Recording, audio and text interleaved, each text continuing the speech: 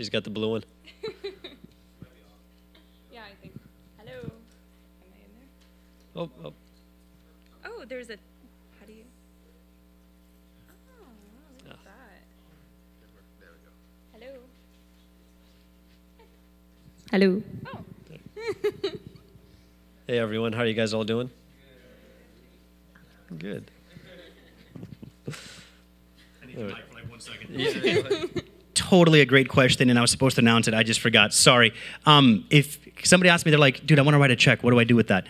Here's what you do with a check. If you want to write a check, you just in the like to fund, just write MRCOG, which is Maranatha Romanian Church of God. So Mr. Cog. All right, true story. All right, and just put youth. Okay, and then in the memo, just write Philippines, and we'll know exactly what to do with it. But any checks that come in tonight, even if you don't write Philippines, we know exactly what we're going to do with them. All right, thanks. Thank you. All right. So,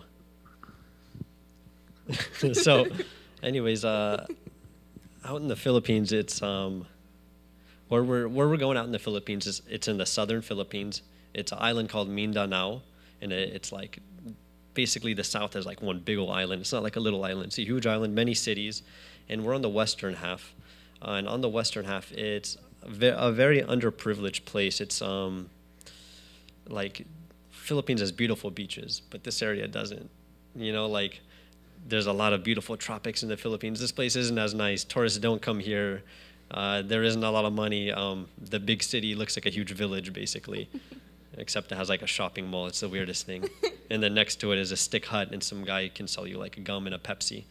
You know, it's crazy. There's no stoplights. There's no stop signs. Everyone just kind of drives, and they try to not crash into each other.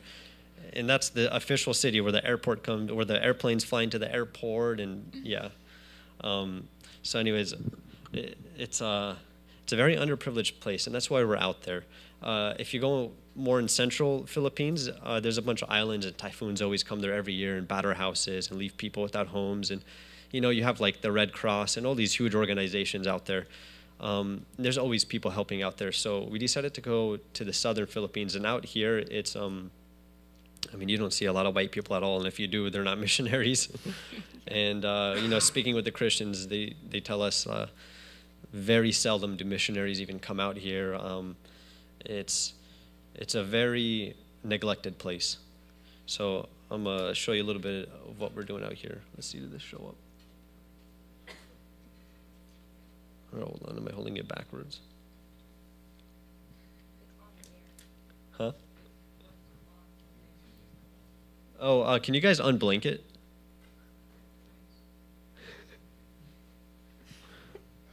I'll tell you when I see it. Technical difficulties. Hold on. Okay, you should see church in the Philippines. There were blackouts. During church service. Yeah. In the city. Yeah, and they were totally cool with it too. Yeah, it was just like keep singing until the lights come back on. You know, there's no like amplifying. It's just everyone like And yeah, church is at like cool. 6, except that means everyone starts setting up at 6 and actually starts at 6:30. It was fun. I liked it. All right. Yes. Actually, we really need a sound guy out there. Okay. Yeah, somebody to teach them. Yeah. What's up? I know. Their worship was so interesting. Really?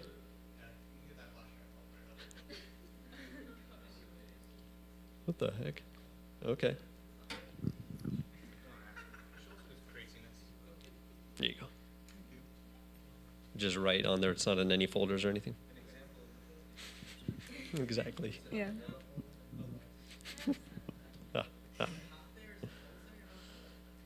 It snows all year round. No, I'm kidding. It's tropics. No, if you ask them if they've seen snow, they say only in their freezer. You know, it's like you're in the mountain and you have like shorts and like a little thin jacket on. You're cool. Yeah. It's not even. It's never cold. Yeah.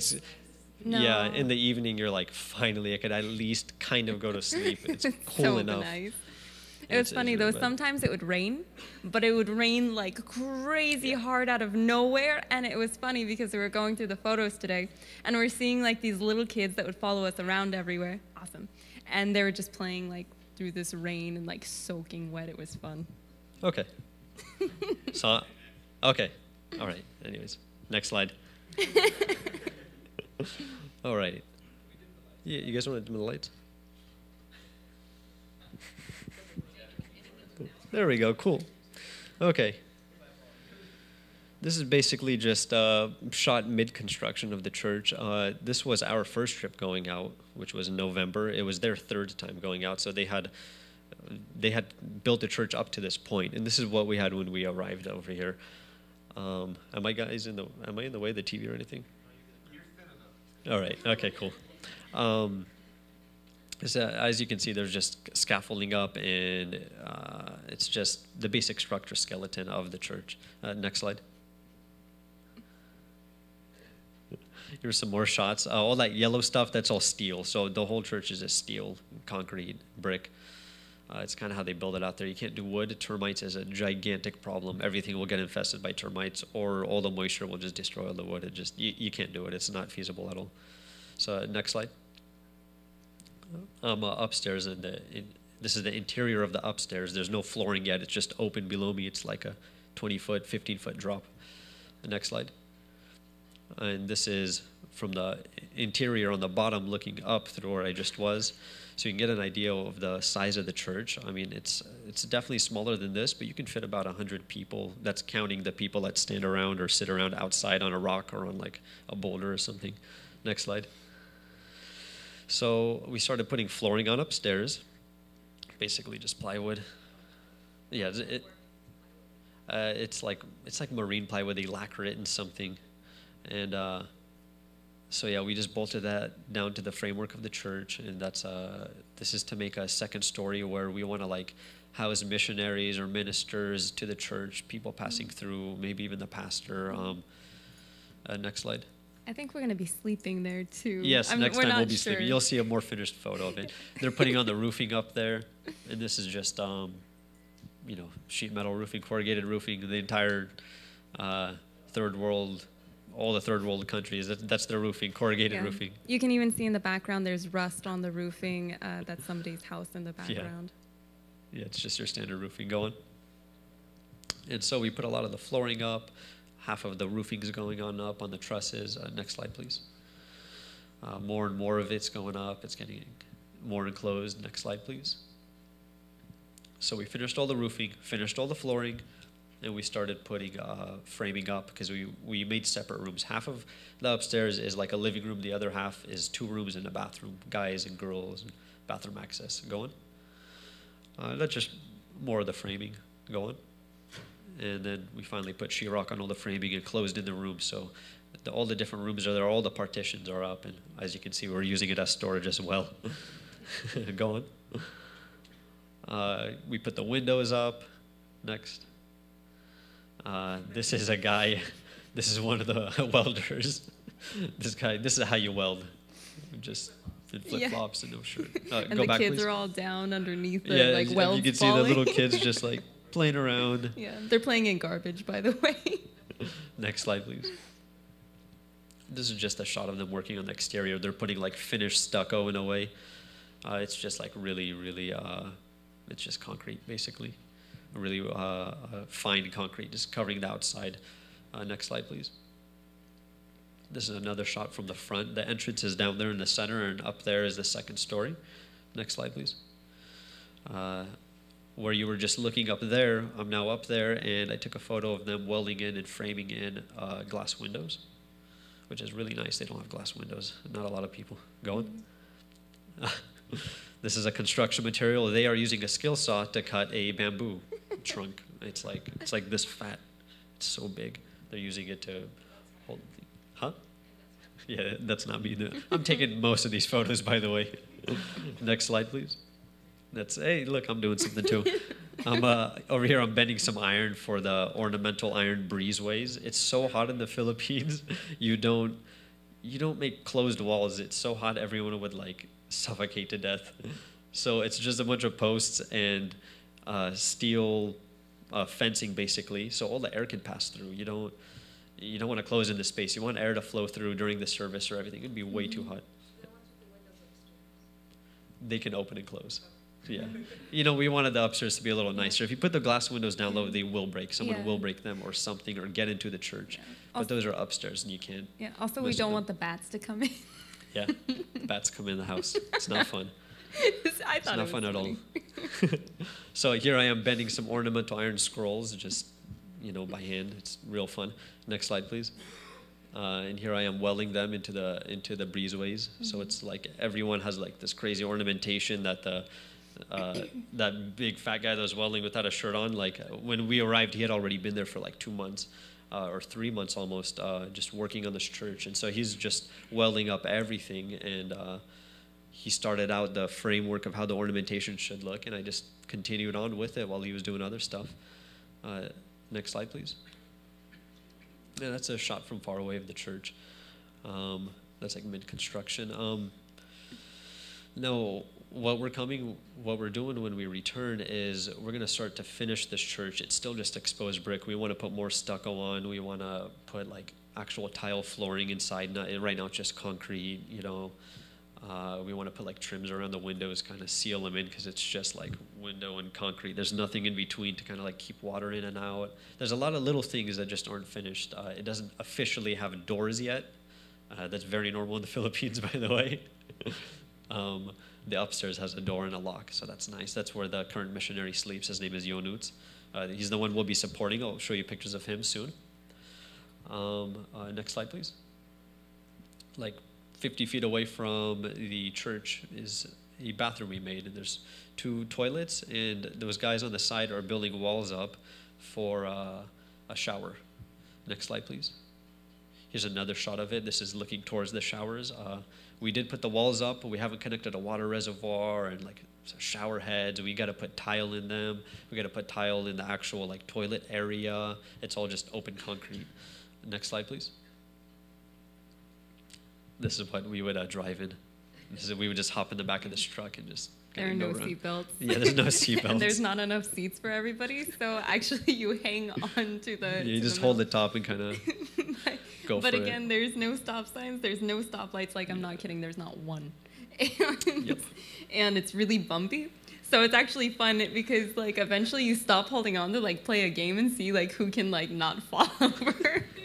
It's pretty fun. Yeah, sometimes you just put plastic chairs in. You kind of just sit in a plastic chair. Like, it's not going to fall over or something, which it does all the time. Somebody actually got pretty hurt. Yeah, someone got pretty hurt. It was a Filipino person. Yeah, it's okay. It wasn't us. They're used to it. Yeah, thank God we had that truck, though. That was very useful. And across, like, the street, the road, across the dirt path where so many people have walked, there's an impression. That's what we'll call the street. Across from the church, across the street from the church, we lay down a foundation, and this is us here pouring all the concrete. We finished laying the whole foundation of the concrete around the perimeter of the building. We've put like steel, like tied to the concrete, and from there we're going to weld up framing. This is what we're going to really begin on this trip. This is like the most important part. Is we want to finish this building. This is going to have 3 separate areas. It's going to have one to keep orphans, a dormitory for orphans. It's going to have a kitchen for the orphanage, and also for the rest of the village. We come and we feed the village, and we like prepare food just in like someone else's kind of hut house thing. So we want to have like our kitchen place where we do it. And it's also going to have another room to house the person taking care of the orphans and watching over everything. We want someone to stay in there and, be inside at all times overnight and everything. Next slide, please. So this is a shot from far away, and this is it all dried. It just rained over it, but it's all in good condition. It's all great, and, I'm really excited to go there and start welding on it. Mm-hmm. Next slide, please. Okay, this is from the top story of the church looking down. So it's really close. You're just right over a little dirt path. Next slide, please. This is a photo of a lot of things we buy. Your donations will go to help purchase exactly what you see here. Those are yellow bags of rice, 25 kilograms a bag, $20 for one of those bags over there. And I'm not sure how much the bolsada, or what do you call them in English? Bolsada. It's the cinder blocks, concrete blocks. Yeah, that's basically what every house is made out of. I mean, if you actually have money. If not, it's made out of bamboo. And plastic. In tarp. Yeah. So yeah, your money will definitely go to purchase things like this, and like Eddie was saying, Bibles and sacks of rice, and definitely supporting Yonuts. It should be next. Next slide, please. Okay, this is us opening the church. It's called Hosanna Church. It was finished enough for us to have a church service. There's a lot of little details that need to be finished and things to be done, but we inaugurated it. We officially opened it. We had service in it. Next slide. This is the church service. As you can see, it's full, like to the brim. There's even people standing around outside, looking through all the windows, just kind of hanging out. The speakers are so loud. I'm betting the entire village can hear it. So they were all kind of in on the church service. And like there's someone's house like right there, and someone else's house is like right there. And, yeah, they like their volume on like max. Next slide, please. This is during the church service, we passed out Bibles to everyone. This is the New Testament in their language. This is what your money will go to purchase. Those Bibles are like $2-3 a piece. They're like super cheap. They're paperback. They're not all like the leather bound ones, but it's the New Testament. It's in Visayan, and they were very happy to receive it. Next slide, please. These were people baptized, and we also rewarded them with a sack of rice afterwards. We didn't tell anyone about it. They came in. I didn't even know about it. We're like, bam, here's a sack of rice for every single one of you. Yeah. And we also gave them a Bible each, of course. Next slide, please. And this is the following Sunday. The following Sunday, yep. The next Sunday, this was like a huge baptism. This is, there's like 70 people here? About that, yeah. About 70 people, yeah. They're not all pictured here, but about 70 people were baptized. Yeah, so we made a huge impression. You know when like a big guest comes into church and like the church is packed, everyone's hanging out in the hallways? It's kind of like that. When all the white people were there, it was just filled. Everyone's in church. Everyone's hanging around, Next slide, please. This is Joseph's twin. Yes. I'm in the blue, and Yunus is in the black. He's the missionary staying out there. He's like about our age, about like 23, 24. He's a really good guy. He's a very solid guy. He believes in God, and he's just a good servant. He's a hard worker. He doesn't do construction, but he was working hard every day, whatever he could help with. And yeah, he's just kind of like a natural leader in his church, kind of like how Eddie at one point was like, the obvious candidate for the youth leader. He's kind of like a youth leader at his church, just by way of, having influence over the younger people, and they listen to him. And he's also been to Africa for a number of months, and now he's in the Philippines, and he wants to stay here maybe for a couple of years. He's going to go back to Romania for like a wedding at some point, and come back to the Philippines. But yeah, he wants to stay here for a number of years. He planned for a year, but he's really feeling called to spending a long, long time there. Next slide, please. And here we are feeding the children. Just every day we would like prepare. I wasn't a part of this. It was more Jacqueline. You want to? Yeah. So kind of toward the middle of the time that we were there, we started preparing food for the children, and the local mothers there, we had our one guy that was making food for all of the missionaries, and then the local mothers, we would provide them with food for them to cook, and then they would cook it, and we would all come together and serve the children and older people and, whoever's hungry, the villagers, and it was a wonderful way to evangelize. And we also would have them sit, and we'd kind of do like a little church service, but it was all like Sunday school stuff, so it was pretty fun. We have more photos of it too. Yeah, next slide. There's Jan Moots again. This is a whole nother day, and the children there are so beautiful. You wouldn't even imagine. They're so happy too, and they're hungry, but they're so happy, and Janutz, you know, he gets along so well with the children and the youth and the adults, and it's really, he's a blessing to the And village. I wanted to say it's about 150 American dollars a month to support him out there. So it's not even like that much, like $10, $20. It goes such a long way. That'll probably give him food and whatever he needs for like a couple of days or a day or two. It makes a huge difference over there. Like, you count their money in thousands, not in like, oh, Yeah. this is $1, $2. No, this is like 2,000 Filipino pesos. Oh, look at that. I bought like a Pepsi and a bag of chips. You know, it's really not a lot of money. Like a chicken.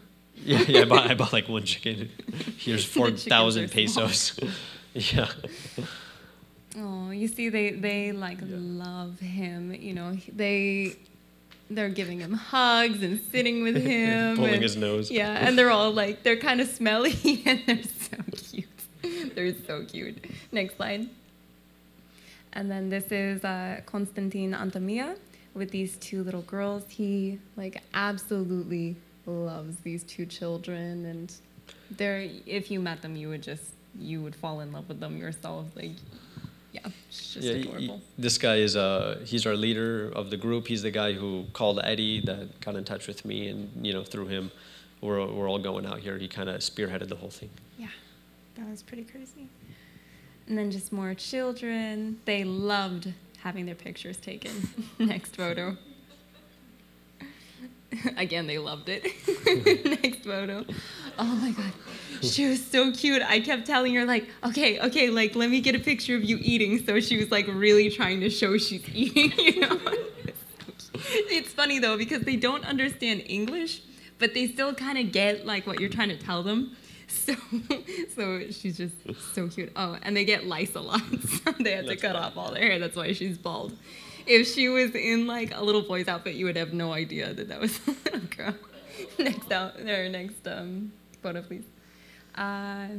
This is like the average at the end of the day. I'm sitting there. You can see me. I'm on the bottom right. And Janutz is there, and we kind of gave like a Sunday school lesson, you know, like the 10 Commandments, and just like little things like that makes a big difference. Next photo. I love her. This is Shakira. and that's another man. He's been staying out there for a while. And it's funny because sometimes we sing to her, Shakira, Shakira, and she doesn't know what that means, you know. But she's a sweetheart. We gave her that dress because for the longest time we thought she was a little boy. And she was so happy to get this dress. And that's a $1 tea set from the Dollar Tree. And as you can see, she's elated. So happy She was like, for like the next few days, you would see her like playing with the tea set like all the time. She was so happy. They don't really have choice. Like, they have a jump rope. It's a metal cord. So I'm going to bring a jump rope this next time. I'm going to bring a real jump rope. Next photo. While Joseph was working on the church, I was fortunate enough to have an opportunity to go out and visit other cities or towns or villages. And this one had a fire a few weeks prior, or months prior, I guess. And it was a really, really bad condition. And there were just these children there that were so happy. They were so excited to have their photos taken again, to be fed. And it was just incredible how dirty it was here. That water that's right there is filled with mosquitoes. It's filled. Like, it's not deep. That's not deep at all. It's maybe like 1 inch to 2 inches deep. And it's filled with, you know, algae and mosquito and the larvae, and it doesn't smell very nice. And, you know, it just went through a fire, so a lot of the people now, they don't have a house, so they're being eaten by the mosquitoes. These kids, they are going around in flip-flops like this. It's muddy everywhere. It's filthy over there. And yeah, we just went over there and fed the children and kind of, you know, loved them up and gave them some attention. And through that, you know, you show Christ, and it makes a big difference. You know, you'd be amazed how big of a difference it is just to like come up and like give one of these smelly little kids like a big old hug, you know? They're so sweet. Next photo, please. I visited another church, and this one was on the beach, It was completely open, and it had no walls, and so they put up a sheet, and that was their wall. And we fed more people there, and they were this village was in a much better condition, but the people were just as poor. Like, if you're on the ocean, a lot of the time you don't go to school because you can kind of learn how to fish, and so then you'll never rise out of poverty, but at least you'll have something to eat. Next photo. And then there were a lot of women in the church, and I had no idea what they were saying, but I loved them, and they kept coming up and giving me hugs and like trying to like kind of talk to me, and they couldn't do it. Kind of reminds me of our church. But it was wonderful. I loved it. I love it here and I love it there. Next photo. And then that was just the group that we all went with, excluding the missionaries. And, you know, really why I came up here, you know, Joseph, he could have done the rest of the slideshow, but, you know, I wanted to come up here just to say thank you so much for your support. You have no idea, like, how much it means, how exciting it is to know that we have like so many people that are just here and behind us and praying, and you know, financially, like $20 for 25 kilograms of rice, like imagine what it can do. So just thank you so much. God bless you all, and please, the biggest thing, like I wanna really push this, the biggest thing that helps us is praying. I'm not kidding. It's supernaturally, there were so many people that were baptized. There were so many people that were baptized while we were there. And it's that, but then it's also just fighting against the devil, you know, against principalities. And, you know, there were times that we were there and I was just like angry, and it's so easy to be angry or to be upset or whatever. And I was sitting there and I was like about to get angry about something or I don't know what. And I would think to myself, okay, you have no right. You have no right to be upset. You know, like you're a child of God. But a lot of the times I feel like we ignore that, you know, and just like almost justify it. But then knowing that the other children of God that are here, that are in the United States, that are all over the country are praying for us, it's like, no, you had no right in the first place, but now you're just being awful.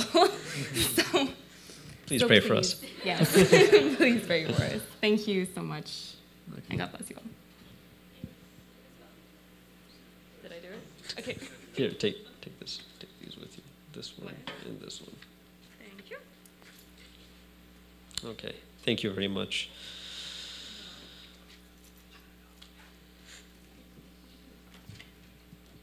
So now we got to give you guys a message. What I want to preach about today is I want to preach about sacrifice. I want to talk to you about sacrifice and how our comfort and comfort that convenience creates in our life, it really erodes from us sacrifice. It teaches us how to not be so sacrificial. It makes it difficult for us to live a sacrificial life. Like Mike was saying in his song and everything, you know, I don't want to just go through the motions. I don't want to just live this routine. And, you know, it's funny. That's really what I want to speak about. That's really what I want to speak about. It's about, you know, we're so tired of just doing the same thing over and over again. We're so tired of basing our life just on, you know, focusing only on our career and focusing on putting food in our bellies and clothes in our back. And, you know, in the end, when we have all these comforts and everything, you know, life is just meaningless. It's just meaningless when we have everything we need all at our fingertips. There's almost no purpose to it. So I want to start with one of the first sacrifices that was done in the Bible. I think it might have been the first. I'm not sure. So it's in Genesis 4, 3-5. You don't have to open your Bibles. Basically, it's about Cain and Abel, and it's about their sacrifices they brought to God. And Cain was a worker of the field. He worked, you know, he grew fruit and vegetables. He was a farmer. And his brother Abel was a shepherd. You know, he had livestock and cattle and all that. So It said, Cain brought an offering of fruit of the ground, and Abel brought of the firstborn of his flock and of their fat portions. So you have Cain who just brought the fruit of his ground. Now it's not about, oh, Cain brought fruit, but Abel brought livestock. Well, you know, Abel was a farmer and Cain was Abel was a shepherd and Cain was a farmer. So of course Cain would bring either fruit or vegetables or something, but it didn't say anything significant about it. It just said Cain brought an offering of fruit of the ground. Abel brought not just anything, but he brought of the firstborn of his flock and of their fat portions. Like if it wasn't enough to give the firstborn of your flock, he gave like the best part of them, their fat portions. And it said God had regard for Abel's offering, and he had no regard for Cain's offering. He was very displeased with Cain's offering, if you read more into it. And Abel, he brought the firstborn of his flock and of their fat portions. I mean, he went above and beyond. It's not like God needed a sheep or something, you know. God's not a shepherd. He didn't need a physical sheep. He didn't like need the fat portions. Like, you know, God didn't come down and barbecue the sheep and go and eat it. He didn't do anything with it. He didn't consume it. He didn't like raise it up and start a farm with it. He didn't do anything with it, because that's not the point. The point is Abel brought the firstborn of his flock and sacrificed it. The point isn't what did God do with it, or what is God going to do with my time, or what is God going to do with me in the Philippines. The point is that we give God our time and that we make that sacrifice, and we make a great sacrifice. Bringing the firstborn of your flock, it's like you're putting your whole cattle, you're putting them in jeopardy. You're putting your livelihood in jeopardy, because that's your future. You know, you can't just go to like the animal auction and buy a new sheep because your other one died or something. Like, it's just them and Adam and Eve, basically. If their sheep die, I don't know what they would do. He risked his whole livelihood, and he took something and he said, God, this is very important to me. This is something very important to my life. This costs me a lot. If I just take this animal and I just butcher it and kill it for no reason, you know, I might not make it through the winter. Next year, I might not have anything, you know. But he does it in faith. He goes and he takes that and he sacrifices it. The firstborn of the flock. He takes this huge risk with his sacrifice. A sacrifice, it means so much. A sacrifice is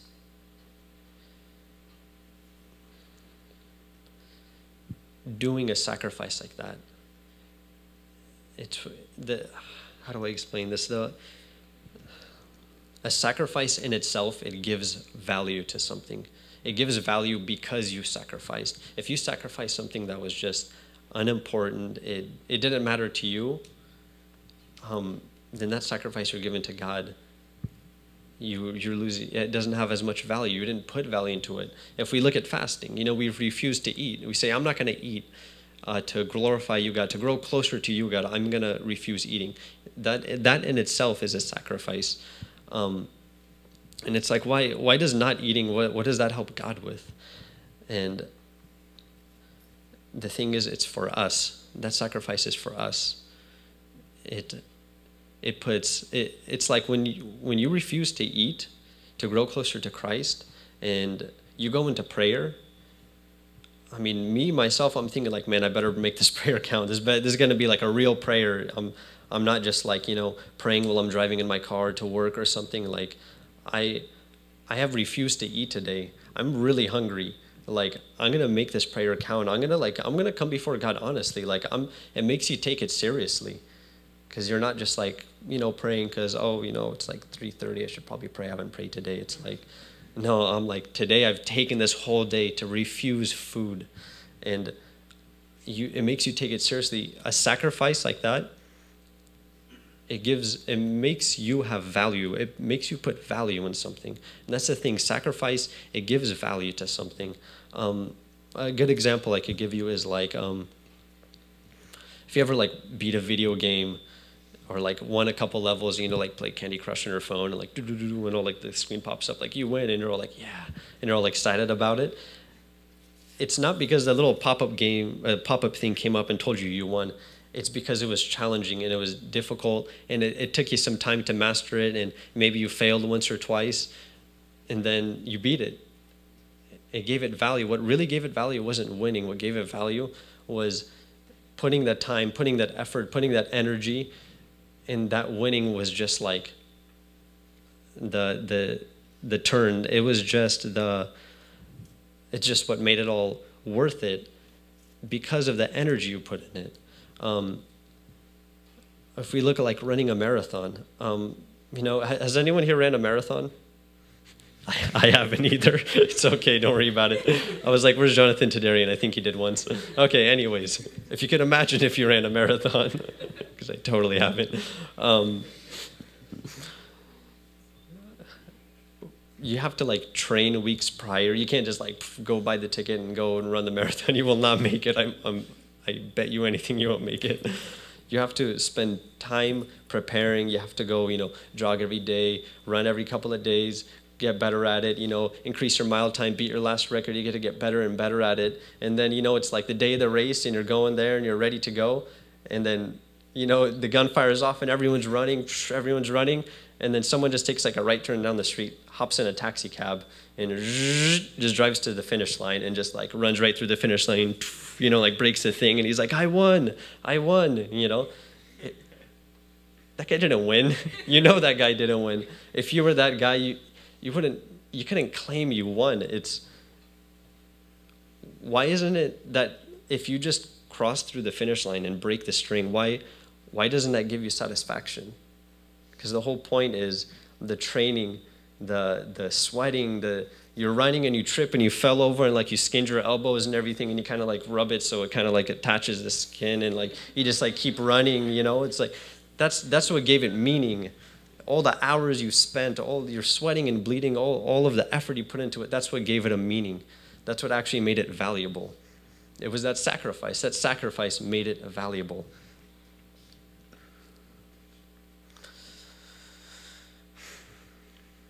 You know, it has sacrifice because it cost you. It has sacrifice because it was a sacrifice because it cost you. It has meaning because it cost you.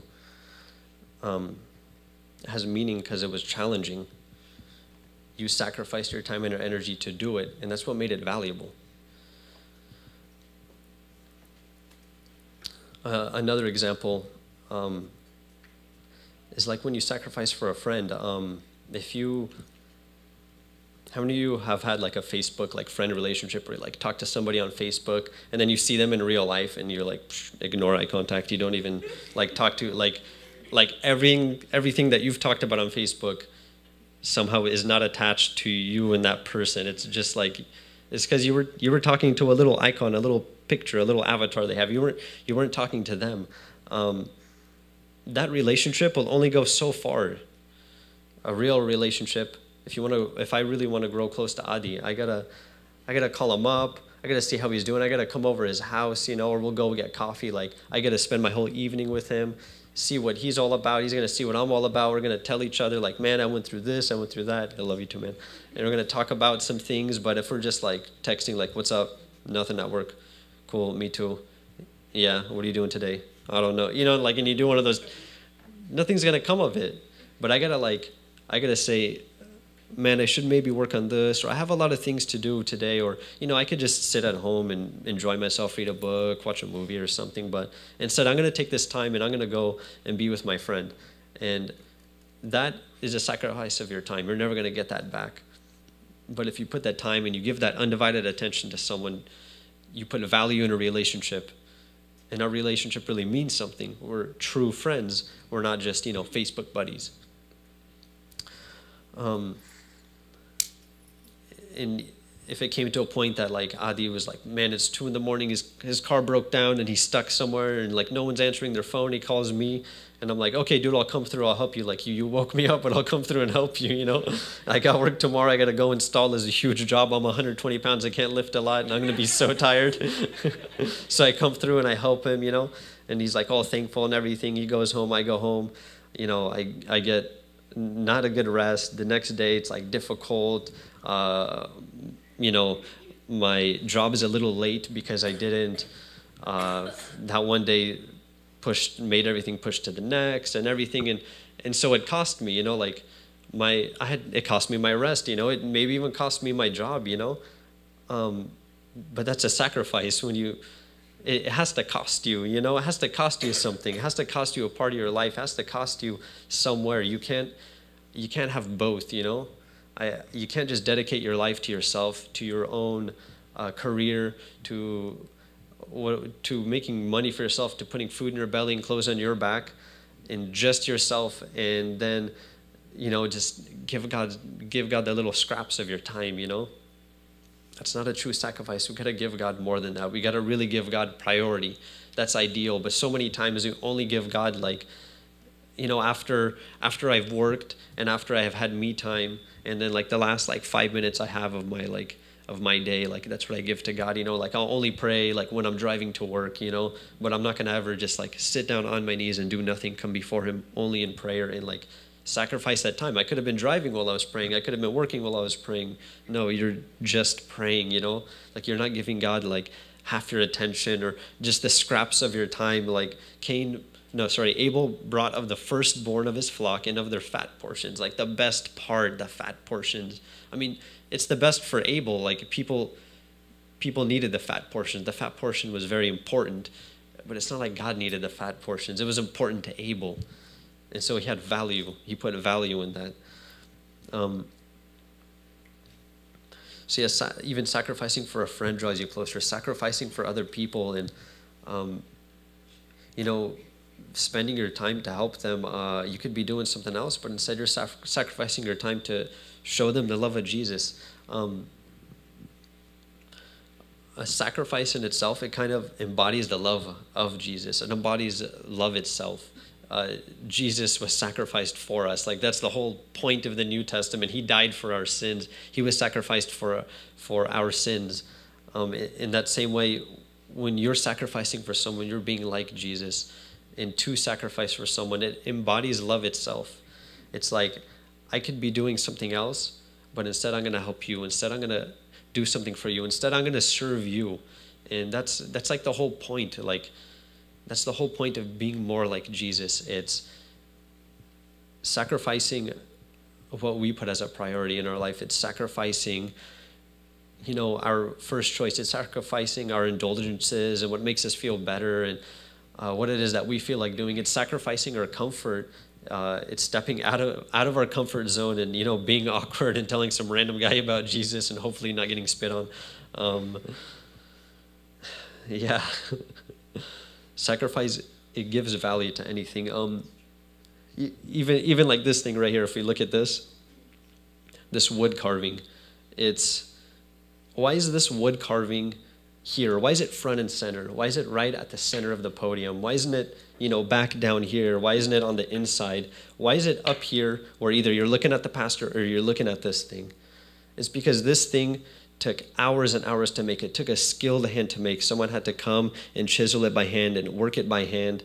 It took so much time. This is a physical expression of a sacrifice. Someone sacrificed so much time to make this. And as a society, we applaud that and we love that. We celebrate it. So we put it right here, right up front and center so everyone can see it. Whenever you hear a beautiful piano solo and someone like goes all super fast with their hands, like you're like, well, how does he do that? He's going so quick. I could barely even like type that quick on my iPhone, you know? And like everyone applauds and goes crazy. And, you know, it's because it's not the song itself that was beautiful. It was all the work and all the effort put into it and all the skill and all the hours. It resulted in this beautiful song that we all applaud. It's just an expression. It's just a symbol of that sacrifice.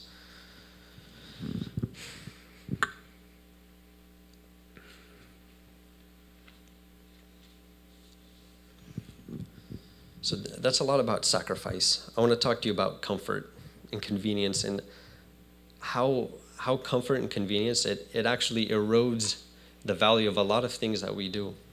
A great example is like a McDonald's drive-through. You know, you don't even get out of your car. You just drive right in. They put it through your window. It's like, it looks so ghetto. They're handing you food through your car window.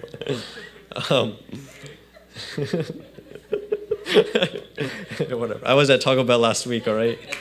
I'm guilty too. I can't imagine you can go and get rare cooked duck breast and foie gras and like all this fancy gourmet French food through a drive-through, and it tastes the same and it be of quality.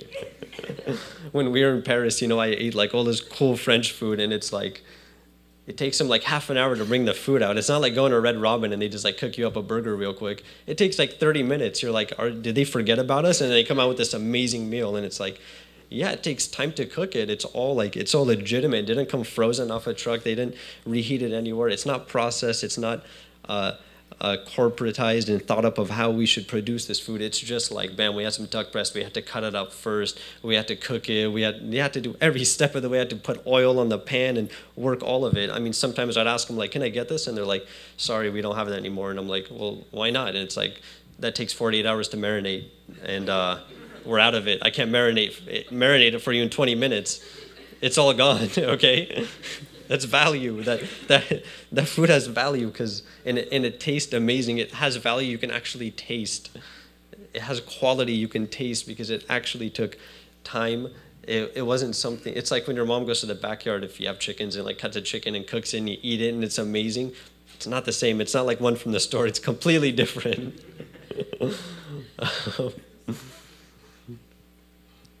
Like a quality dinner takes time to cook. Sitting down and having dinner with your friends and like actually having your house clean and like setting some candles and you put some nice lighting and you all cook together. I mean, by the end of the night, it took you like 4 hours to like make you some food and eat it. But it was fun. It was amazing. It wasn't just like, here's some McDonald's. We all just like eating our cars. We pull our cars next to each other, roll down our windows and like talk while we're eating cheeseburgers. It's not the same. That has its fun times too, but it's not the quality of having like a 3-course dinner with like your friends that you all cook together. That takes time. That takes your entire evening up. It's not quick. You can't just go and do it. A great comfort and a great convenience we have in our life, a huge one, are smartphones. Smartphones give us all the info in the world, yet it loses meaning because we don't value all of it. Someone told me, like, why don't you have a smartphone? I don't have a smartphone. I have like this little junky Nokia, for those of you who don't know. And they're like, why don't you have a smartphone? I'm like, oh, I don't really care about having the internet everywhere I go. And he's like, you have the entire wealth of knowledge of everything right in your pocket. And I asked him, like, do you ever like study like history on it? Do you like look up the molecular structure of anything? Do you read like Shakespeare on it? Like, no, he probably watches funny videos or cat videos or checks his Facebook or his email. No, like, you don't know how many times I've been trying to look up how the Roman Empire worked, because it lasted hundreds of years. It was like this huge empire. It went through many different phases. Caesar lived for only a small portion of it. And never once have I looked it up, because I'm always thinking, oh, it's on Wikipedia. I can look it up whenever I want. So I've never looked it up. I looked it up once. It was so much to read. I was like, I'm not going to read all of this right now. I'm busy. I got something else to do. You know, it's something. I'm not saying smartphones are bad or anything, but I'm saying to be aware that there's these little like comforts and conveniences in our life that we let them train us. We let them teach us how to live. We let them condition and domesticate our brain to just live to like giving yourself everything you need right away. It's like with Mike and the music. It was just some dumb music and you had no idea how much it was influencing you. And it's like having your phone always with you, and it's like, oh, I want to check my email, bam, I check mail. I want to do this, bam. And you get in this routine of like, I want this, I can have it, so I'm going to go get it. And you just teach yourself and you train yourself to always just be like that, to always just give yourself everything you need right when you need it. And if you don't have it right away, it's not right. There's something wrong with it. And that makes it hard to sacrifice. It makes it hard to sacrifice because you've trained yourself one way. You've let the world mold and make you one way, and God wants you to be a completely different way. God wants you to be transformed and to be different. He doesn't just want us to be Christians by name or because we show up to church. He wants us to be Christians because we sacrifice like Jesus. Jesus was the greatest example. I was listening to a sermon by Ravi Zacharias. Everyone always corrects me on the name. I don't know how to say it. He's Indian, and he doesn't really have an Indian name, I think. His name is Ravi Zacharias, right? Okay. I was listening to a sermon by him on pleasure and indulgence making life meaningless. It was called The Problem of Pleasure. I suggest all of you go on YouTube and look it up, The Problem of Pleasure. It's like 50 minutes. It's amazing. It feels like it lasts 2 minutes long. It's so good. And a big point he had was pleasure and indulgence and giving yourself everything you need right when you need it and all that convenience. It makes life meaningless. He told a story about how he was in a hotel and he was, out of town to go and preach somewhere, and somebody came to him and was like, "Oh, you're Ravi Zacharias, right?" He's like, "Yeah, I'm Ravi," and he's like, "There's somebody who wants to see you. He's a very famous celebrity. He's very well known, and he needs your help. He needs to talk to you." And Ravi was saying he was really busy and he couldn't, but the guy insisted, so he went. And he met with this person, and Ravi himself was saying that this person is like a huge celebrity. He's a big movie actor. If I said his name, we would all know him. And so he met and just had coffee with him. And this guy was just saying how he has all the money in the world. He can do whatever he wants. He has everything he needs at his fingertips. And he needs a reason. He wants Ravi to give him a reason to not commit suicide. He has everything he needs, but he wants to take his life. When you have everything you need, when you have all the comforts and everything in your life, it really makes life meaningless. It really just makes life meaningless. It's just, you go through that routine.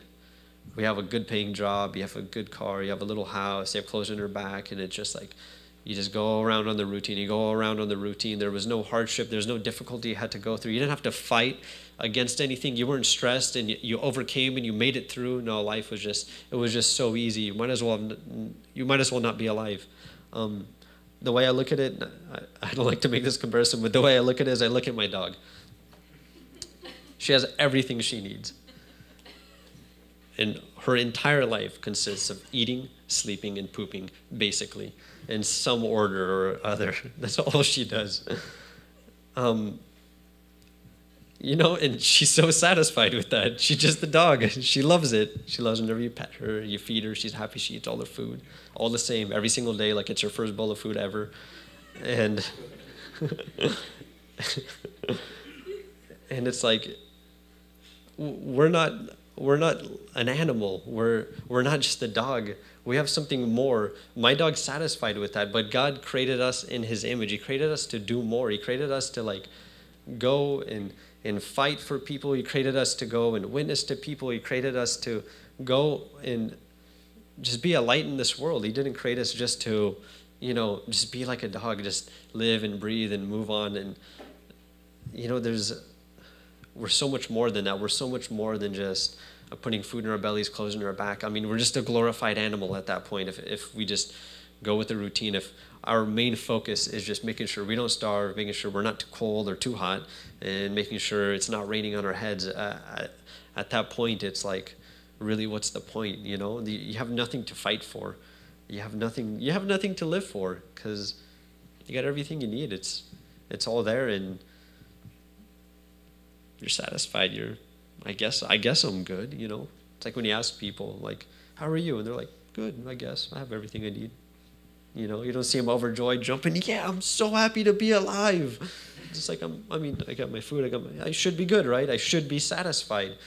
But deep down inside, you're not satisfied. Suicide in America is around 40,000 people per year. That's more than car crashes. It's 40,000 people who take their life every year. And the people who attempt, it's like over 100,000. It's pretty high. It's really high. I mean, don't get me wrong. There's countries that have it even higher that are really hard to live in countries. And they take their life because of hardship. But You would think being here, having everything you need, life being easy, able to have a decent minimum wage job, a roof over your head, and some, money in your pocket, some clothes in your back, food in your belly, you'd think all the problems of the world would be solved, but they're not. There's still 40,000 people a year that take their life. If you look at South Korea, because America is like number 30 on the list. South Korea is number 3 on the list. I'm not talking about communist North Korea. I'm talking about South Korea. They own Samsung. They're a super successful country. Like, they work more hours a day than any of us do. They make lots of money. They are a very advanced country. They have like bullet trains. Everything's super set up. They have such a great infrastructure. You got to look it up and you got to see South Korea. Like, it's really interesting. Like, these people are at the top of their class. They got everything they need. They are number 3 in the rank of suicide. So many of them find life meaningless because they have everything they need, even more so than we do. It's like, it's so set up. I saw this thing where when they get off the subway, everything you would buy at the store is just like on a wall, a picture of it with the barcode. You scan it with your phone, it comes to your house when you get there. You don't even have to go and your feet are sore and you had a long day and you want to go through the market, talk to the market guy a little bit, go pick some vegetables and smell them and squeeze them a little bit, see what you want to get. And, you don't want to go for the walk, but it's nice and it's kind of drizzling outside and the air's clear. You enjoy it. No, it's even easier now. You just go straight home from the subway. You don't even have to go anywhere. You go from work to your house. And that's it. And they bring it to you. It's so easy. And, they're number 3 in the suicide rate. They're the only people above them, I forgot, was like some really countries like you've heard them pronounced one time, and it's like, why is South Korea over there? They have Samsung, they make more phones than anyone. Why is Samsung? I mean, why is South Korea up there? And it's just having everything you need really makes life meaningless.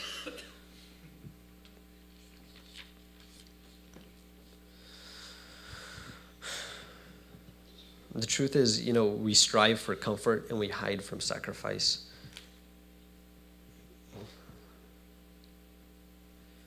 We give first priority to our career and ourselves before God.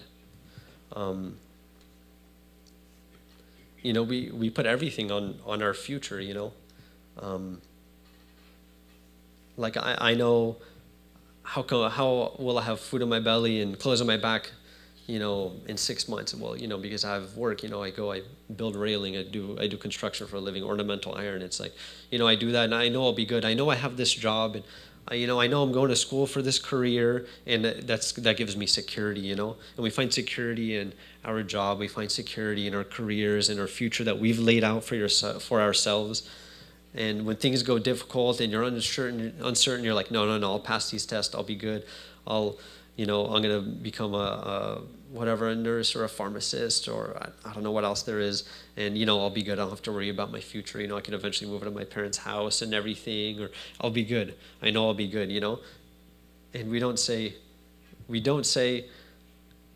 God's got my back. I'm a child of God. I have faith He's going to carry me through this and I'm good.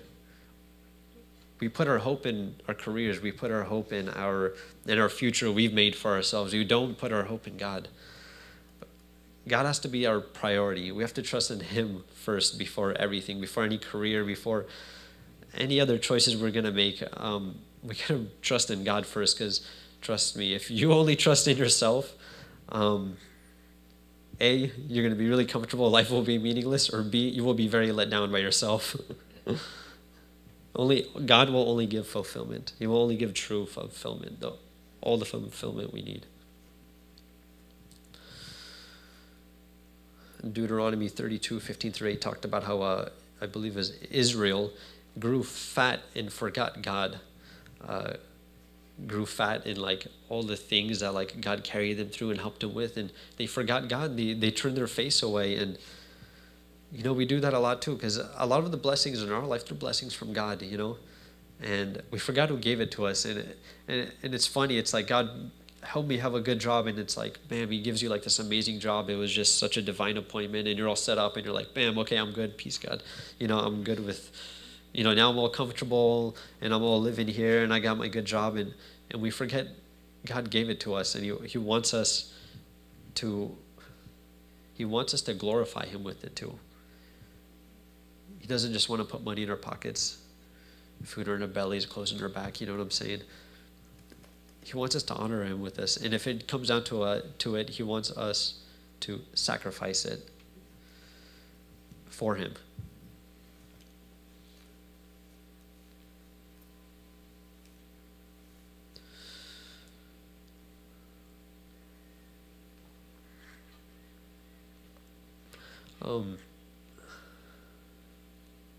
Being in our little comfort bubble, we like being there, but when anyone here was saved, when I was saved, I remember when I was saved, James is there, and I wasn't comfortable. Realistically, only sinners come to Christ. No one's like, well, I'm a good person, I'm pretty good, I'm a decent guy, so yeah, I'll believe in Jesus too, It's like, no, I was on my knees, I was screaming so loud, I literally cannot scream any louder. My hands were up, there was snot running down my face, there was snot on my shirt, like I get really snotty, and there's like so many tears coming down my face. I even got some on James. And that's who Jesus comes and heals, It's those who are broken down, it's those, if you're just content in your little bubble and you just want to stay away from God and you're just satisfied with everything you have, with all your little things, and it's hard to let God into your life. But so many times God comes in your life when you're broken down. How many times do we run to God when it's like there's a hardship, but when we're okay, we don't run to God? And the same thing, it just, in the very image itself of a sinner broken down in humility, hands up, crying out to God, he's weeping to God. It just shows that we are broken, we need him. And it just shows, it embodies the idea that God comes to us when we're at our most broken down state, when we're not comfortable and enjoying all the little indulgences of life. It's when we're like in the middle of it, when life is difficult, when we have all these hardships, when we have trials, it's like, how's that go? Yeah, pray for trials for they bring forth the fruit of the Spirit. It's like, why is trials? Why isn't it like pray for comfort that brings forth the fruit of the Spirit? Why is it trials? Why do trials bring forth the fruit of the Spirit, No,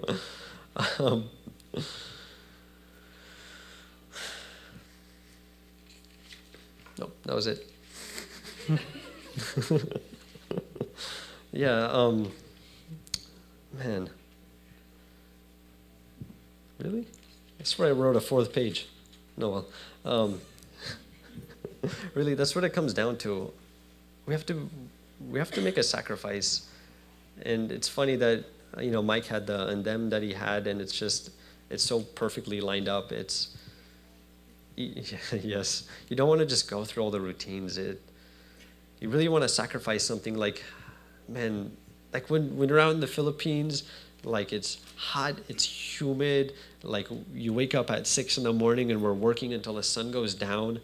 Like you're exhausted, you're beaten up, like my legs literally hurt so bad. And it's like, then you just sleep so peacefully and so happily. It's like, it was all for something, And like, it's funny how quick I sleep in the Philippines after working hard, and like the fan's above you and it's going and it's so annoying and it's so hot. Like you don't want to like touch a wall because it's too hot. You're trying to like stay away but not cuddle up because you're too hot. And then when I come home, I have all my sheets and air condition, and I have the shutters that block out the light, and it's like I cannot go to sleep. If I hear a little sound, like I'm like, what was that? I can't sleep. Like I'm so stressed out. Like I have all this comfort and it's not enough. Like I want it even more comfortable. I want it even better. I want even more comfortable sheets. Oh, these sheets are itching me. Like, oh, what's that noise? I gotta like go fix this faucet. It's dripping water and it's bugging me. I can't sleep. But with all this, there's water dripping on a leaf. It was making noise. It bugged me so bad. But then in the Philippines, it's like, when did I fall asleep? Like, wow, I fell asleep so quick. I just laid in bed and I'm out. And it's like it all doesn't matter. All the little things don't matter. All the little annoying things don't matter. All the little comforts and like how big are your cup holders in your car? There are no cup holders, okay? It doesn't matter. Just hold it in your hand, and like your hand hurts from holding it, from going up a mountain for like 2.5 hours on this truck where you have to stand the whole time, and it's like, now you have a story. Like that's a story. I just told you something so interesting. What if I came up here and I said, man, today on the way to church, I drove all the lights, they turned green except for 2 of them were red. And then I took a ride on Freedom Park. I pulled in the parking lot. There was nice parking up front. That was good. How interesting is that? I wouldn't even care. Who cares? And if we just go through the routine, we look back on our life, and our life is just like that little story. Our life is just like, yeah, I made it to work. I put food in my belly. I had clothes on my back. I lived. I breathed. I slept a little. I enjoyed a little. And, I'm on my deathbed now, and that's it. But when you lay on your deathbed, you want to have something to say. Like, I did something, man. Like, you hear a story of someone, like, surviving, like, a plane crash and, like, floating in the ocean for 40 days, and you're like, that's so crazy. Like, wow. What if your story of him just making it to his destination? You don't. It's not a story. Nobody cares. It's not interesting. You don't even care. It's insignificant. And I don't want to have an insignificant life. I want to have a life that has meaning. That's why we sacrifice. It gives life meaning. Yeah, thank you guys for hearing me speak. I know it was a little bit random and up and down, and I'm not even sure what I talked about. But bottom point being is we need to sacrifice. When we're sacrificing, we're like Jesus. When we sacrifice in doing something, it gives that thing meaning. The biggest thing that steals that from us is us just indulging in our comfort and our every whim and desire and everything we need. And I really challenge you guys to just like not practice comfort and convenience so much. I mean, that's one way I do it in my life. Like, I don't have a smartphone, so like sometimes I'm lost. I don't have GPS, and I kind of just have to figure out my way. And every day is an adventure, It really is. Every day is an adventure. I got to stop at the gas station, try to understand what the Indian guy is telling me on how to go here left and right, and he doesn't pronounce any of the streets right. And every day is an adventure, and honestly, it's fun, and I love it. Instead of, I popped into my GPS, and I made it there. Wow. How fun. Yeah, I really challenge you guys to take it to the next level. It's this youth, we've been so equipped through discipleship so much. God's equipped us with so much. We have such a good foundation, but we need to start building something on that foundation. We have to start building a light tower on that foundation to shine out to everyone else so they can see God, and so they can see and they can come and they can be a part of that. And they too can have a solid foundation in their life, and they too can build on that and go on and on from there. That's really the point. Okay, God bless you guys.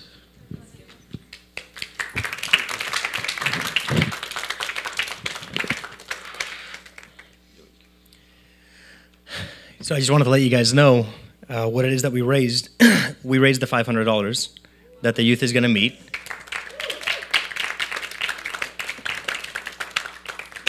You guys want to know how much we raised in total?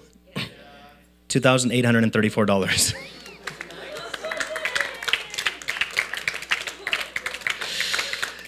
That's with online donations. That's with, we put it up on our Facebook, and I connected to the website, and people just, a couple of people also off of Facebook, they're just like, that sounds awesome. I want to be a part of that. The church also, at the board meeting that I was just in, which is why I was kind of running back and forth, the church said, hey, we totally want to stand behind this Philippines project, and we want to, commit $500 to that. So that's really cool. So, no, that's within this total. Yeah, so it's 2834 is the total, which is amazing, because it just goes to show that God is really doing things, and that's really cool. I don't know, we're going to talk about it on Saturday, but I will say this, and talk about it tomorrow with the leadership board.